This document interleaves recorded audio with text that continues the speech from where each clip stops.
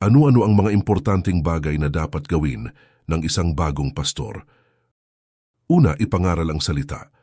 Ang pinakamahalagang bagay na dapat gawin ng isang bagong pastor ay ang ipangaral ang salita ng Diyos. Lahat ay nagsisimula rito. Ang salita ng Diyos ang bumabago sa mga makasalanan at nagpapabanal sa mga anak ng Diyos. Ang salita ng Diyos din ang nagbibigay ng espiritual na kalakasan, paglago at makadiyos na pagbabago. Sa makatuwid, ang tapat na expositional preaching ng salita ng Diyos ang nararapat na unang priority ng isang bagong pastor. Ikalawa, mahalin ang mga tao. Dapat mahalin ng isang pastor ang mga taong kanyang pinagpapastoran.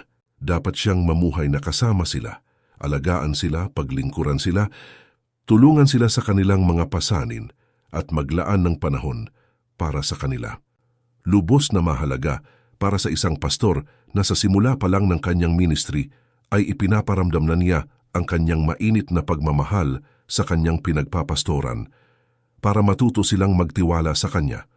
Kung wala ang tiwalang inani sa pamamagitan ng pag-ibig, maaaring ang maging resulta ay hindi nila sundin ang pamumuno ng pastor. Ikatlo, piliin ang bawat laban ng may katalinuhan. Hindi lahat ng issue ay dapat na harapin o magdulot ng pagtatalo.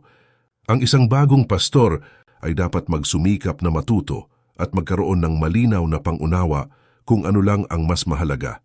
At dapat niyang harapin ang mga ito kung kailan lamang kinakailangan. Ikaapat, paglaanan ang mahabang proseso. Huwag umasang ang lahat ay magbabago agad sa loob lamang ng isang araw. Magplano para sa mga kailangang gawin at magtrabaho ng mabuti para sa mga pagbabagong inaasahan sa katagalan. Maging matiyaga ka sa pagtuturo at sa pagdidisciple sa mga pinagpapastoran mo.